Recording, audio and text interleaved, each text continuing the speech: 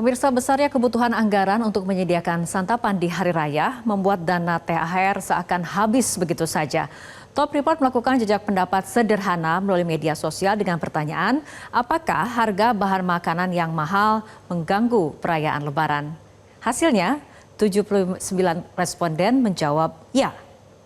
Pemirsa, tradisi kenaikan harga menambah beban finansial kita setiap menjelang hari raya.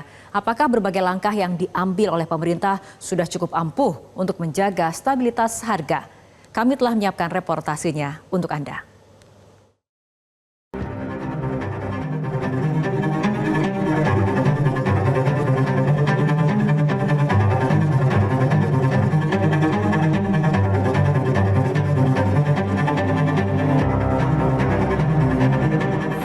Seperti biasa, kenaikan harga-harga menandai datangnya bulan puasa. Dan hampir dapat dipastikan kenaikan akan terus berlanjut hingga Lebaran. Kenaikan harga bahan pangan seperti sudah menjadi tradisi tahunan atau mungkin penyakit kambuhan. Pemerintahan berganti namun tak satu pun yang mampu menyudahi lagu sumbang ini. Menjaga stabilitas harga menjelang Lebaran menjadi tantangan pemerintahan Prabowo Gibran. Pemerintahan yang menurut sejumlah survei memecahkan rekor tingkat kepuasan. Di tengah daya beli masyarakat yang masih tertekan, apakah tahun ini rakyat akan bergembira di hari raya atau merayakan Lebaran dengan suasana keprihatinan? Tradisi kenaikan harga menjelang hari raya ternyata belum juga sirna. Salah satu bahan pangan yang tengah disoroti adalah cabai. Harga cabai meroket di sejumlah daerah, mulai dari Banten hingga Jawa Tengah. Di pasar tradisional Rangkas Bitung, Banten, seluruh harga cabai naik signifikan. Seperti cabai rawit orange yang harganya naik dari Rp80.000 menjadi Rp150.000 per kilogram. Atau cabai merah keriting yang harganya melonjak dari Rp60.000 menjadi Rp100.000 per kilogram. Harga bahan makanan lain seperti telur juga naik signifikan di sejumlah pasar di Sukabumi, Jawa Barat. Harga telur berkisar Rp32.000 hingga Rp35.000 dari biasanya Rp27.000. Harga telur naik beberapa pekan lalu dan terus merangkak naik setiap hari. Pedagang menilai harga naik akibat pasokan turun, sedangkan permintaan di bulan Ramadan serta Lebaran meningkat. Di Pasar Sentral Majene, Sulawesi Barat, harga minyak goreng juga ikut naik. Minyak goreng curah melonjak dari harga Rp14.000, naik menjadi Rp18.500 per liter. Kenaikan harga dipicu penurunan pasokan sebulan terakhir. Minyak kita subsidi dijual Rp16.000 per liter atau di atas harga eceran tertinggi Rp15.700. Minyak goreng premium juga naik dari kisaran harga Rp18.000 per liter menjadi Rp22.000 per liter. Baru ini kan banyak sekali terjadi bencana ya, banjir, longsor gitu ya, di beberapa daerah gitu yang tentu saja mempengaruhi logistik dari sisi penawaran. Oleh sebab itu mengapa dari sisi penawaran menurut saya juga agak terganggu. Di lain pihak permintaan juga cukup tinggi gitu Mas. Demikian sehingga harga-harga jadi naik. Musim hujan memicu terjadinya bencana hidrometeorologi di sejumlah wilayah Nusantara. Dampak banjir akibat luapan Sungai Citarum dan Cibeet di Kabupaten Karawang terus meluas.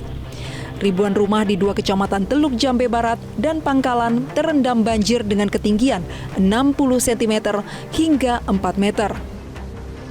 Di Kabupaten Kampar Riau, banjir di permukiman warga dengan ketinggian 1 meter juga merendam fasilitas umum dan tempat ibadah. Banjir diakibatkan meluapnya Sungai Kampar dan dibukanya pintu air pelimpahan Waduk PLTA Koto Panjang. Untuk mencegah spekulasi dan penimbunan, Satgas Pangan di sejumlah daerah sudah turun ke lapangan. Di Kabupaten Bandung, Jawa Barat, Satgas Pangan bersama Forkopimda meninjau stok bahan pokok. Kepala Lembaga Penyelidikan Ekonomi Universitas Indonesia Caikal Nur Yakin menyarankan pemerintah lebih mewaspadai permainan harga komoditas tertentu seperti beras, minyak goreng, dan gula. Untuk komoditas-komoditas tertentu seperti beras, minyak kita, mungkin gula gitu ya, di mana memang kita udah tahu bahwa memang produsennya cukup sedikit dan terbatas.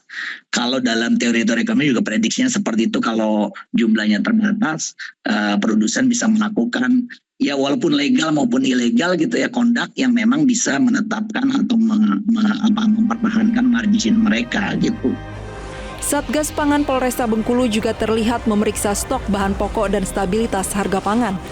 Walau stok pangan masih aman, harga di sejumlah pasar tradisional rata-rata mengalami kenaikan. Terhadap pasokan. Oke, pemerintah di satu sisi kadang mencoba mengatakan everything is okay, stok ada dan lain-lain ya. Tapi pada faktanya yang terjadi adalah ekspektasi itu yang bersenyawa bergabung dengan faktor-faktor luar kondisi yang saya sampaikan tadi. Dan disitulah yang mengerek harga pelan-pelan. Presiden Prabowo Subianto pekan ini telah meminta jajarannya untuk memastikan ketersediaan bahan pokok selama Ramadan. Presiden minta jangan ada spekulan atau orang-orang yang mencari keuntungan dengan menaikkan harga yang tidak masuk akal. Tidak hanya pemantauan, tapi mengambil langkah-langkah eksekutif, langkah-langkah efektif untuk menjamin tidak ada spekulan-spekulan yang memanfaatkan kesempatan Ramadan ini untuk menaikkan harga yang tidak masuk akal.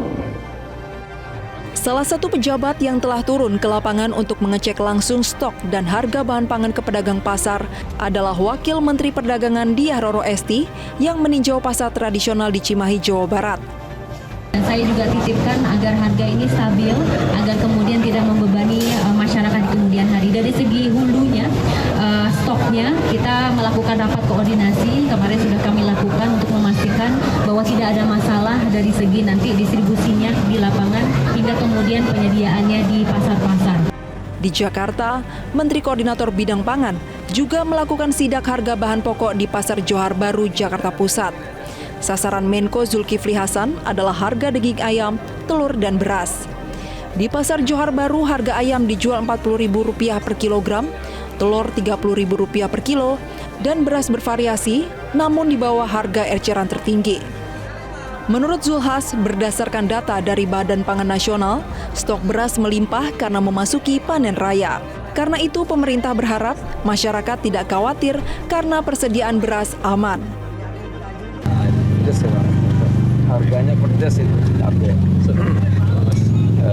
tapi yang lain-lain ya sama sesuai dengan harga HET, dan yang semua tadi saya tanya kabar gembira dan membuat kita tenang, barangnya itu banyak. Menteri Pertanian juga meninjau operasi pasar murah di kantor pos Fatmawati, Jakarta Selatan. Direncanakan ada 4.500 titik operasi pasar murah di seluruh Indonesia yang akan dibuka secara bertahap dan ditargetkan beroperasi sebelum Hari Raya. Tujuannya untuk memastikan harga sembako di masyarakat stabil saat Ramadan. Tidak boleh menjual pangan di atas HET. Kita ingin semua di bulan suci Ramadan ini dalam bulan suci Ramadan harga pangan stabil, kita melaksanakan ibadah puasa dengan baik. Jadi saudaraku, sahabatku semua, tolong sampaikan sekali lagi, jangan ada menjual di atas HET. Namun ekonom senior Profesor Bustanul Arifin menilai upaya stabilisasi harga saat ini tidak cukup. Pemerintah semestinya memanfaatkan teknologi untuk membuat kebijakan berdasarkan data. Bahkan syukur-syukur sudah bisa menggunakan AI ya. Nah dari situ kan agak beda. Oh ternyata sudah diantisipasi semuanya. Jadi readiness dan antisipasi itu sebenarnya diinginkan oleh masyarakat. Saya tidak ingin sofistikasi yang luar biasa berlebihan ya. Tapi ada antisipasi terhadap perubahan zaman. Harga bahan makanan yang tinggi adalah realita yang membebani kehidupan rakyat jelata. Rakyat tak peduli apakah kenaikan harga bahan makanan dipicu spekulasi atau lemahnya distribusi. Yang rakyat inginkan adalah stabilitas harga agar faktor ekonomi tak mengganggu persiapan hari raya. Saat dilantik, Presiden Prabowo berjanji akan memenuhi kebutuhan pangan seluruh penduduk Indonesia. Semoga sepanjang bulan Ramadan hingga nanti pada momentum Lebaran tak ada rakyat yang kekurangan makan.